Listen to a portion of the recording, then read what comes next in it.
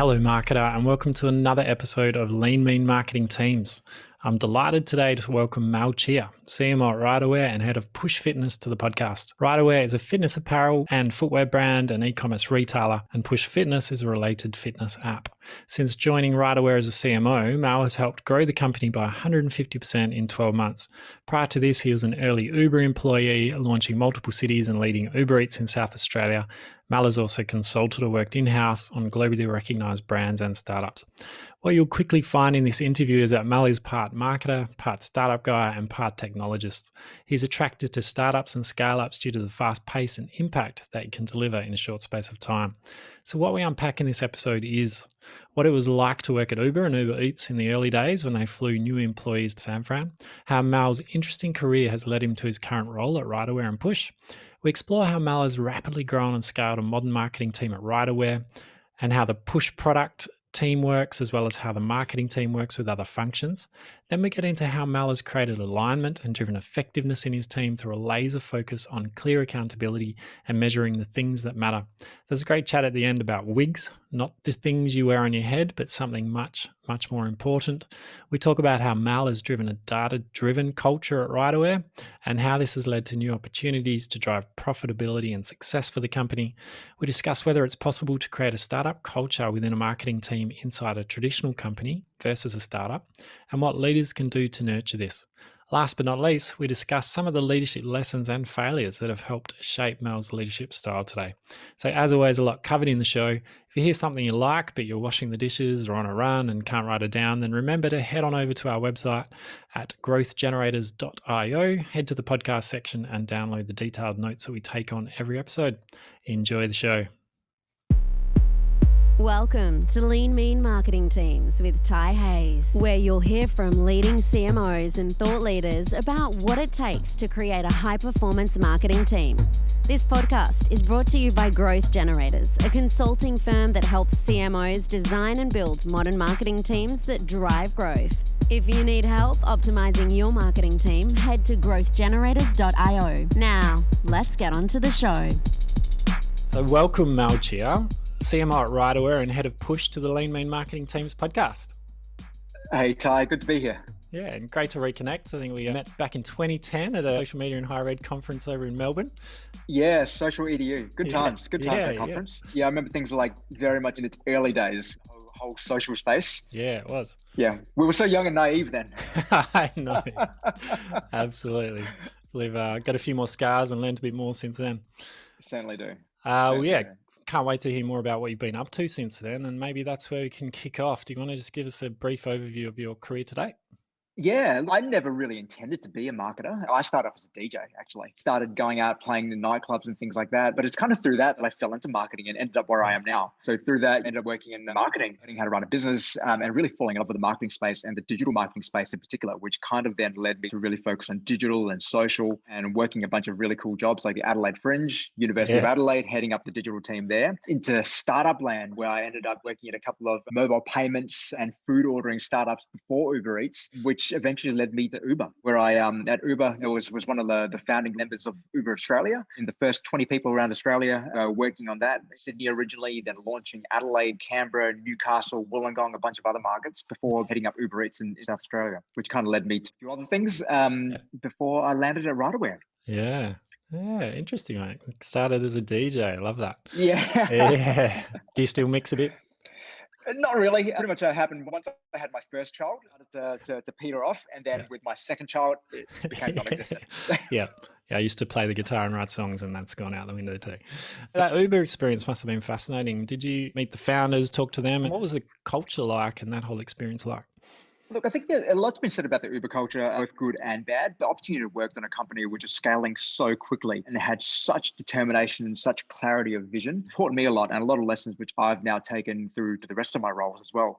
The beauty of Uber is a lot of these tech companies, that founder is actually incredibly visible within the company. So Travis at the time, it was a real thing when you went to Uberversity, which is what every new starter at Uber does. You go over to San Francisco for a week. You actually spend some one-on-one time with Travis, which is fantastic. And to see how involved he is as well in the business. I remember New Year's Eve, running operations on New Year's Eve at midnight, and then Travis, the CEO of this multi-billion-dollar company, just pops into our hip chat room Chat, for those who don't know, that's Yeah. like Slack before Slack, Yeah. Yeah. an Atlassian product.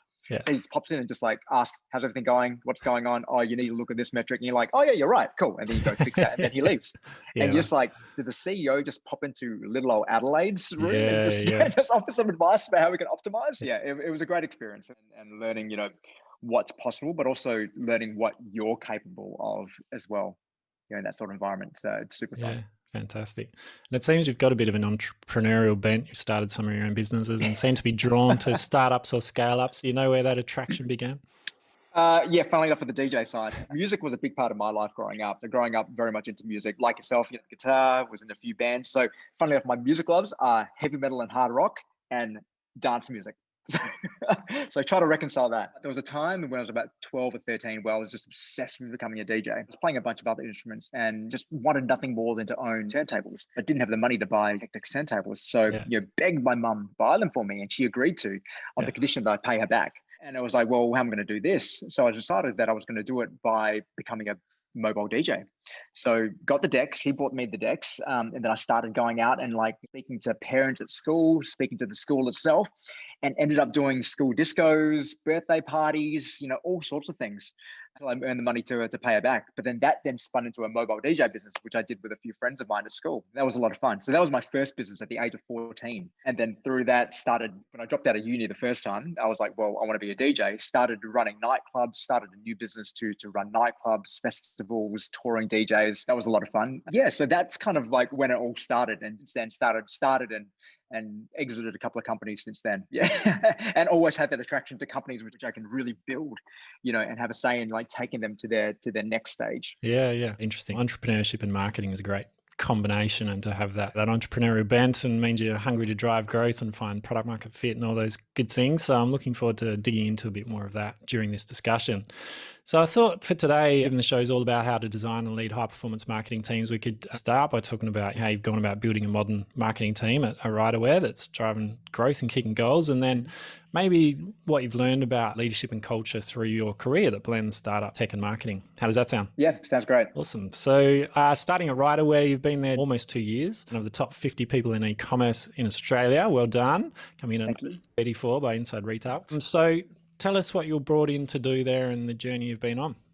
Yeah, funny. When I was brought into Ryderwear, I was initially brought in to head up PUSHH, which is the mobile fitness app which we started building. So that was what I was originally brought in to do, heading up that team there, building the dev team, building the marketing function within that. Pretty soon, I was finding that I was being asked for advice on a lot of things on the Ryderwear side of the business. And like, I never had intended to get into apparel e-commerce in the D2C brand, but I was finding myself getting more and more drawn into it and just fascinated by what was going on there. When I was working in consulting, I spent a lot of time with e-commerce. So I had worked with a number of e-commerce brands, but to really get involved with Ryderwear, which I'd actually been a customer for quite some time, and really understanding the brand and getting more across it, it became pretty clear that I could add a lot of value on the Ryderwear side, looking to take the operations for a company which had been around for about eight and a half years at that stage, and had grown nicely.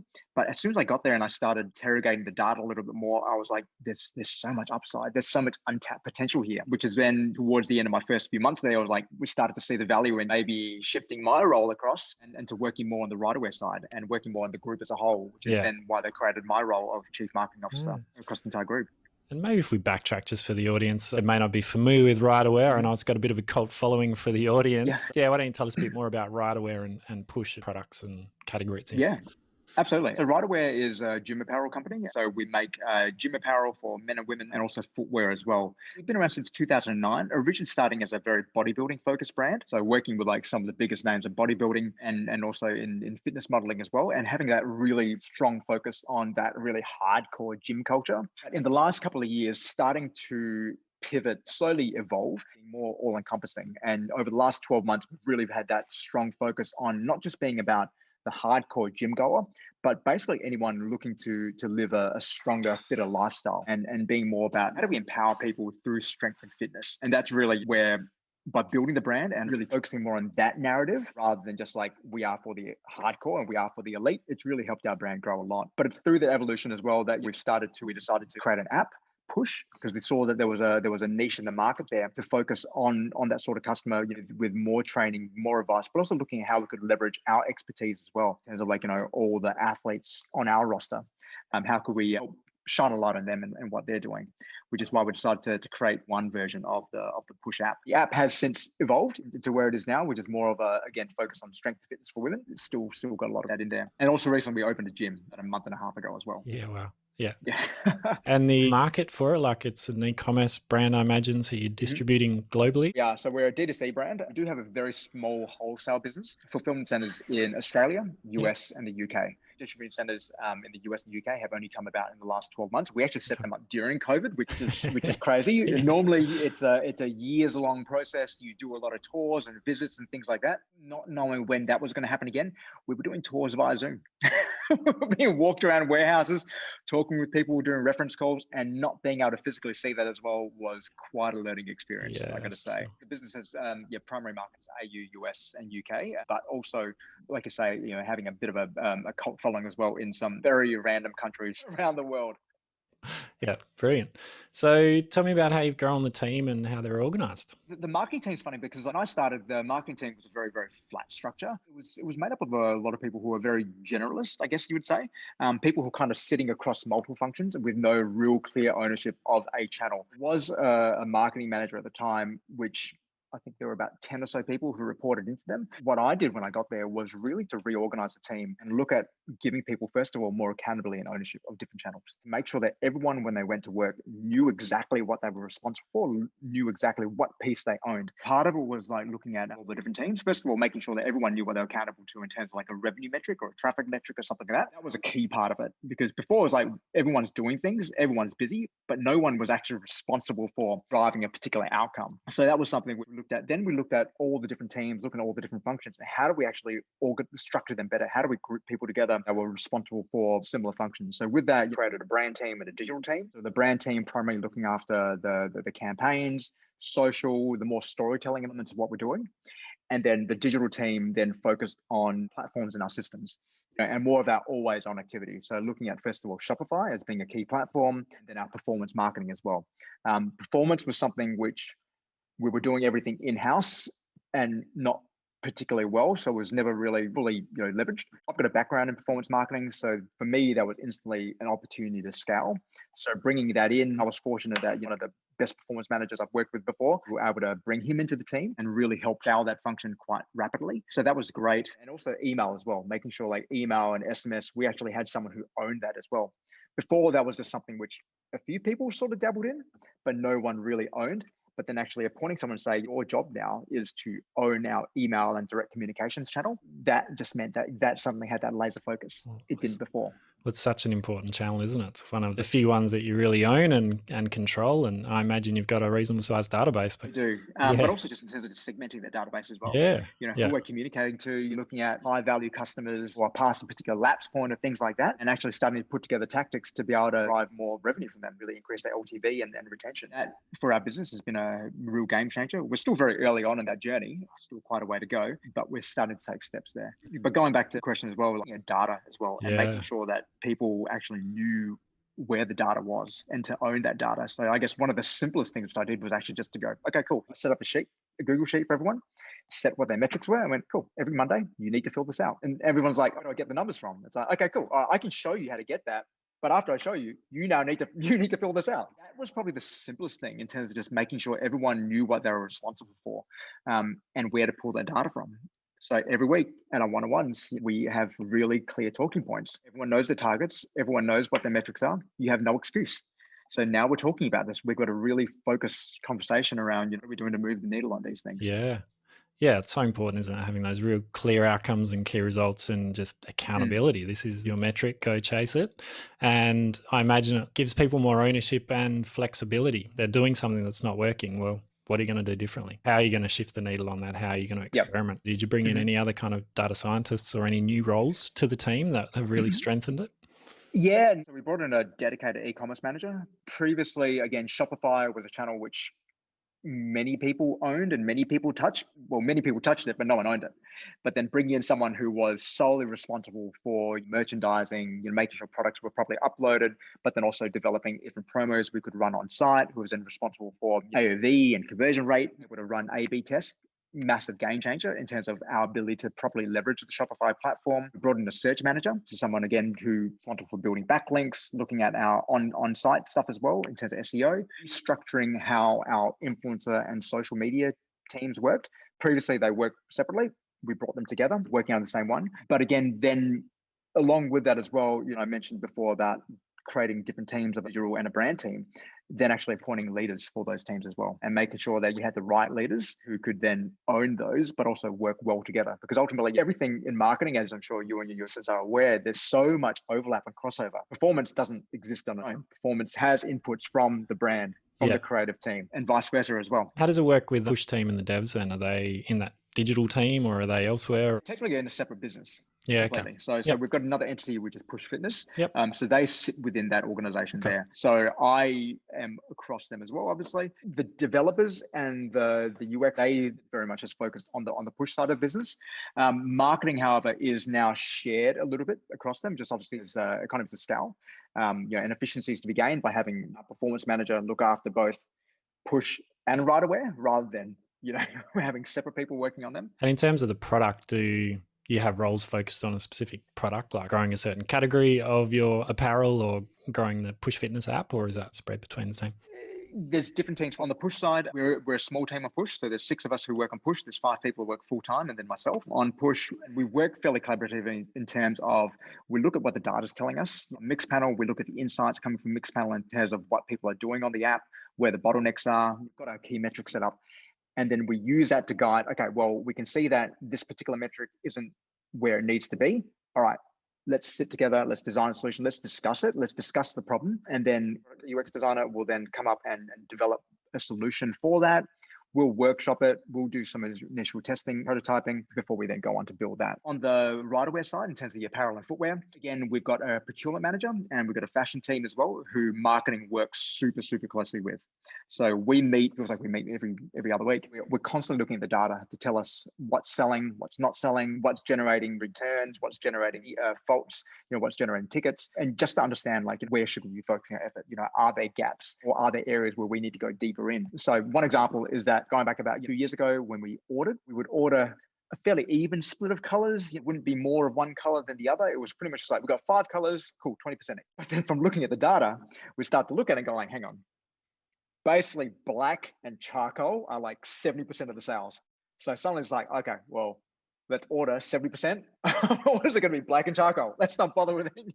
The rest we just sort of throw in a little bit.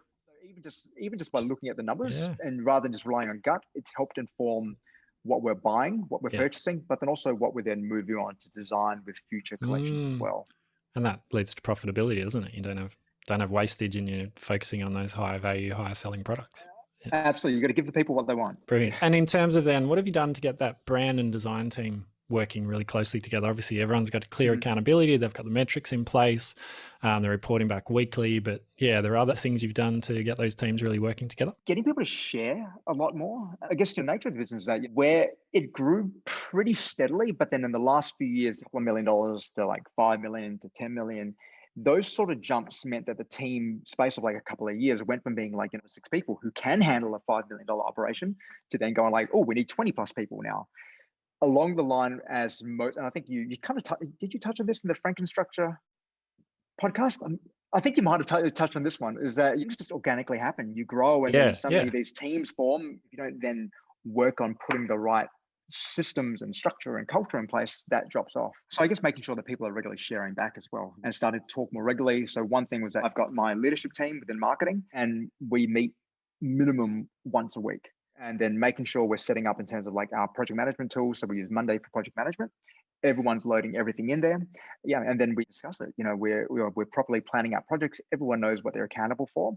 And we've set in regular check-ins as well. So when we're working on a campaign, there's different phases within the campaign where the creative team needs to come back with, this is the creative concept, that gets workshopped, that gets presented back to channel owners who then go away, develop their go-to-market plans, and then that all comes, then they brief in the creative. Then having that process and that structure in place means that everyone is more in touch with what's happening rather than things being dumped on you at the last minute. Yeah, it's critical, isn't it? Especially when you scale, like you say, when you're 5 people, you can get away with not having processes, and the teams usually grow quite quickly that they're all in the same room and they can hand stuff off. But when you get to 20, 30 plus if you don't know when you're Mm. passing the baton and when the baton's coming and what happens once you pass it. That's when Yeah. all hell can break loose. So just getting that clarity of what happens from brief to creative to concept Mm. to testing to all that is absolutely Yep. critical. One of the other key roles we appointed as well was an art director. Oh yeah. So you strengthened your in-house. Yeah. Yep, Awesome. absolutely. Cool. And did you change anything else about what you were insourcing or outsourcing? Historically, we never really outsourced very much. Yeah. So we try to do a lot in-house. So kind of blessed in the fact we do have an in-house creative team, production team, graphic designers, videographers, photographers. So it means we can create content very, very quickly. We're pretty prolific in terms of like the amount of content which we put out there. Some things which we have historically outsourced, we do outsource part of our backlinking. You don't want people in-house backlinking. So we've got that being outsourced. We use a CRO agency to help us spin up experiments and push them through. Then it becomes an issue for us to then make sure we can implement them in production. That's a different problem entirely. Yeah. So those are probably the key ones which we outsource currently. Wow, there's been a lot covered in this interview so far.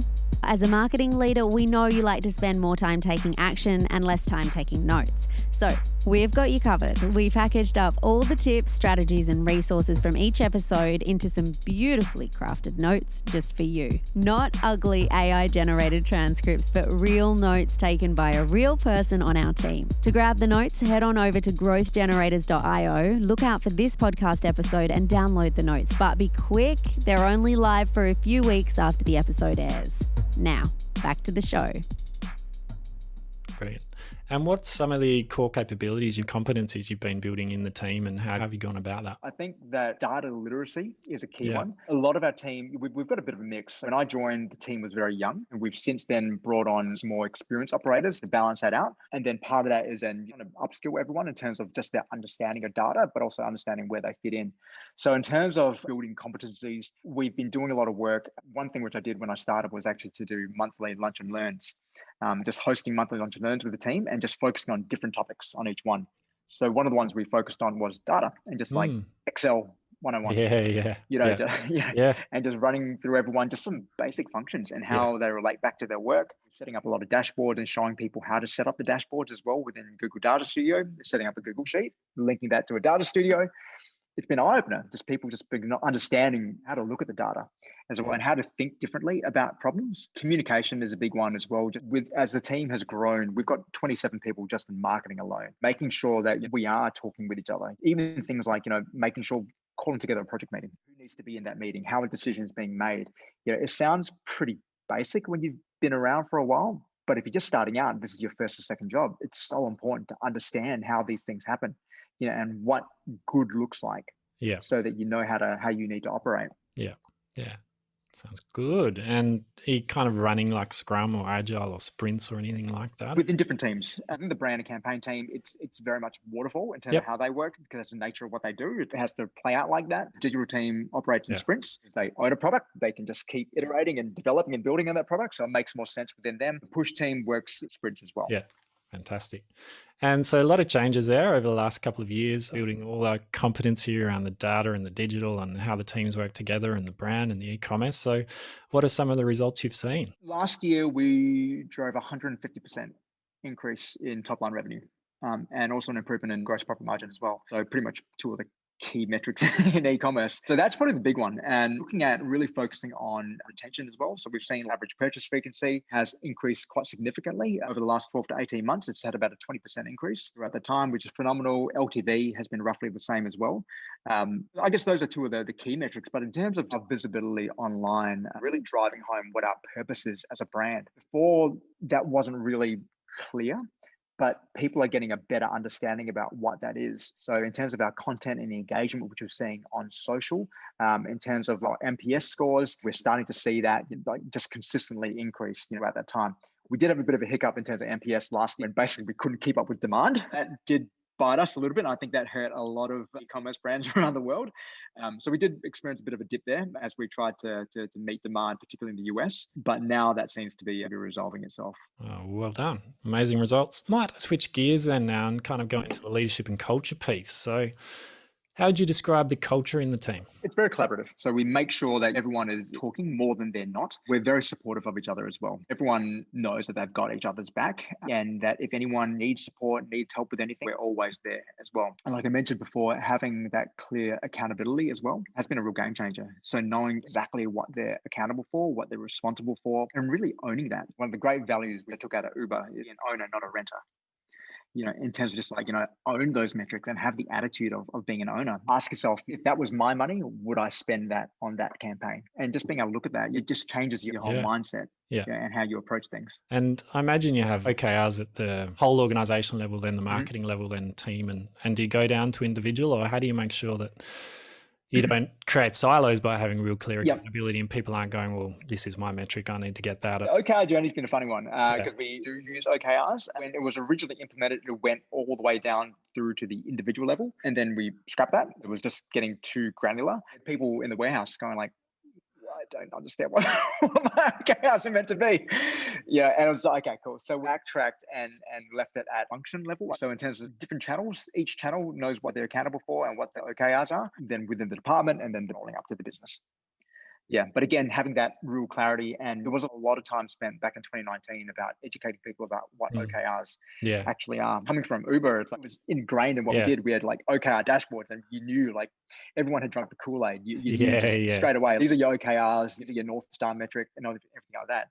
And just trying to get everyone in a young organization to understand that. You've got a lot of time. It has paid dividends, because it just goes back to that accountability piece. People knowing, like, when I wake up every day, what am I meant to do today? And for me as a leader, giving people that framework rather than going like, okay, you need to do this and this and this task.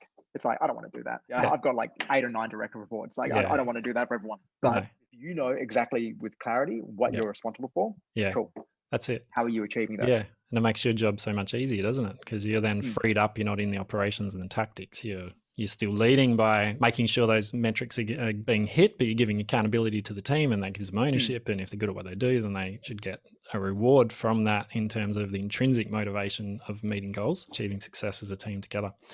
Yeah, absolutely. Now, I'm fascinated by this kind of startup or scale-up culture. How different do you think it is to a marketing team inside a more traditional organization?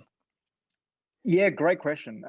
I've had the benefit of working at both ends of the spectrum. Adelaide Uni, very big bureaucratic beast versus, working for a startup, my own startups, other people's startups with like 3 or 4 team members. It does vary a lot, but I think there's a lot which can be learned on both sides. As a business naturally grows, bureaucracy is unavoidable. Otherwise it is just chaos. So you do need to have that. So coming from having the benefit of working somewhere like an Adelaide Uni, I've seen the importance of really having those tighter structures in terms of like how each team needs to be organized, but also like the rules and the policies which you actually have in place for doing things. Otherwise it can just devolve really, really quickly. And I've seen that happen firsthand as well. But some of the hustle and the drive from working at a startup where you can change things very, very quickly and you don't necessarily need to go through the same approvals means that you can do things a lot faster as well. So it's about finding that balance. For Ryderwear, that's where we're at the moment, where we're maturing so quickly from going from where we were a couple of years ago to literally last year doing the same amount of business we did the 3 years prior. In a 12-month period, we've grown so much. We need to operate at a higher level. But at the same time, we also still need to operate fast as well and do things quickly.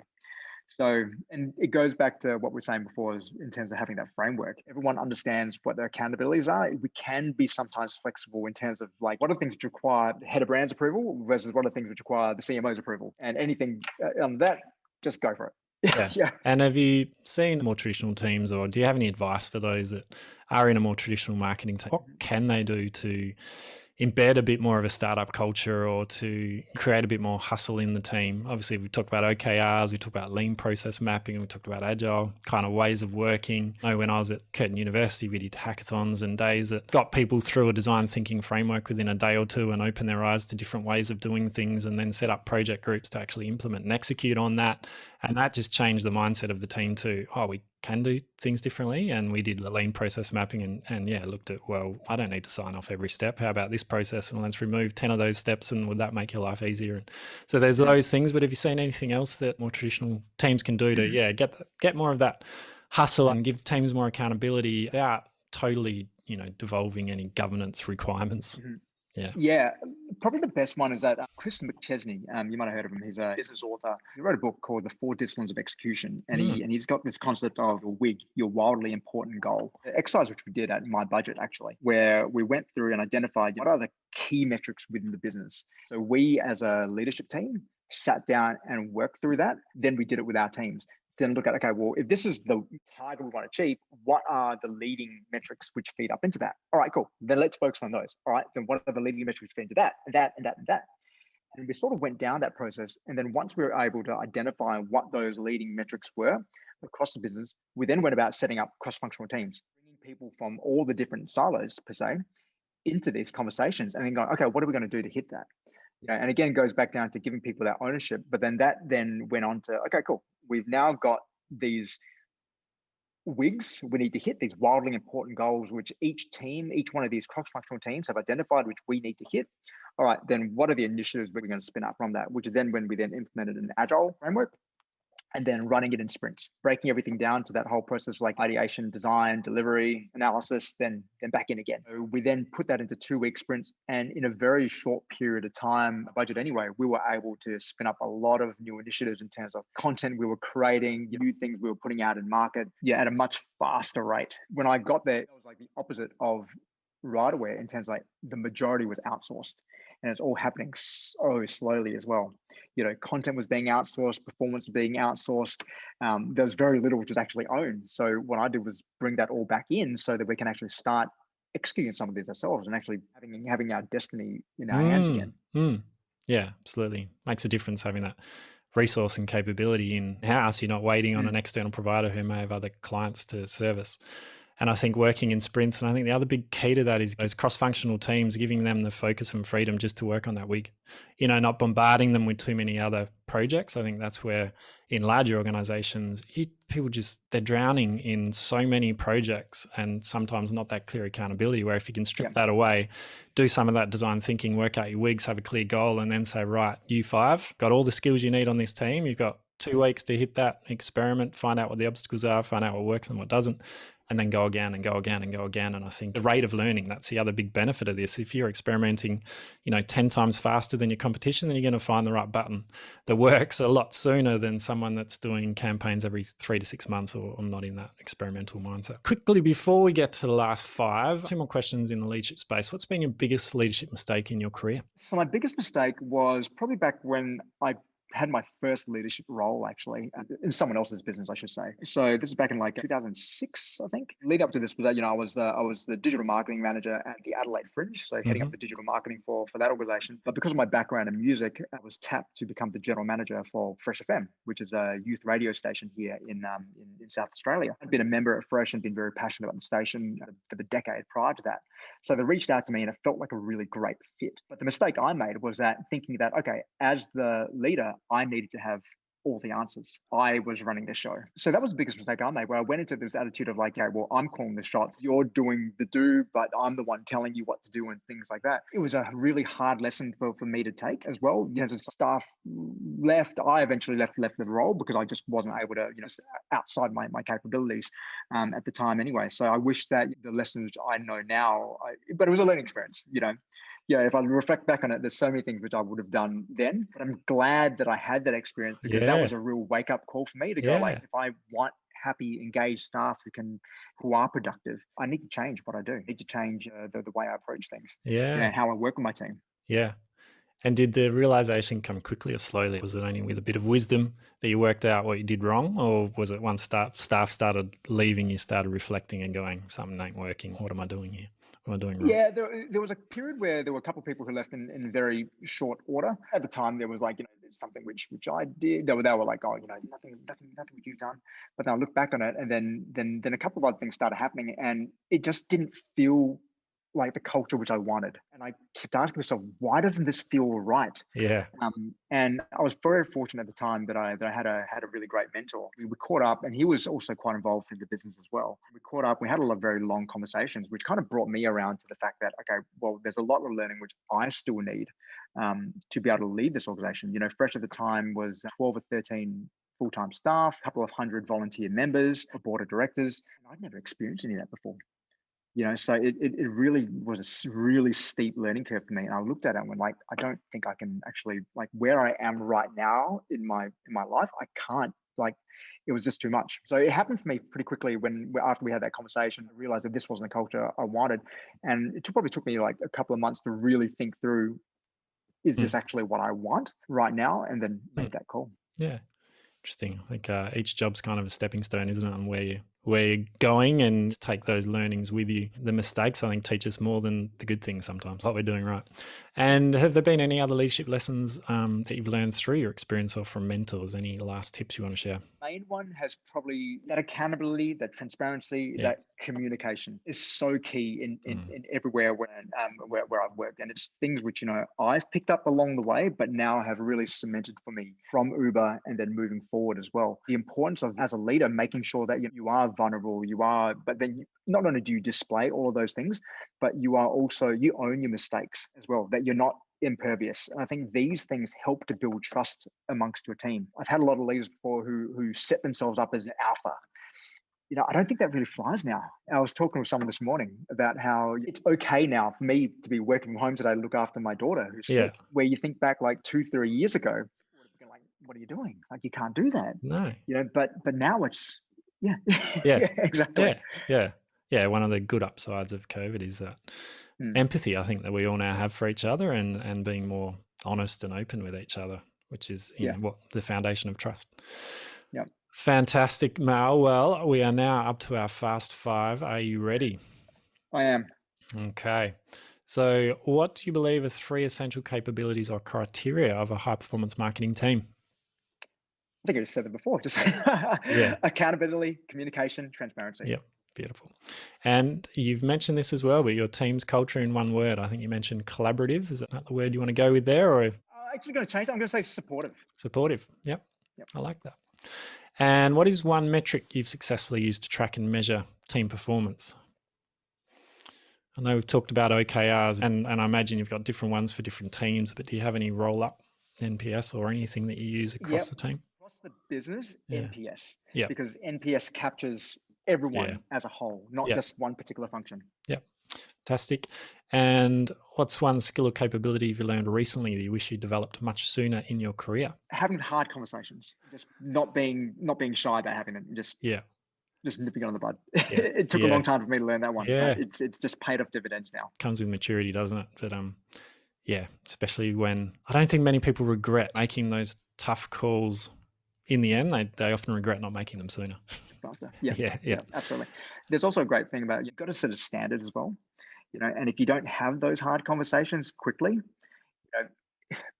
it raises a lot of questions. Why are you letting that behavior go? Why is there no accountability there? Yeah. But if you're having those hard conversations straight away, people know it's important. That's it. People know that there's a standard which we need to keep. Yeah, absolutely.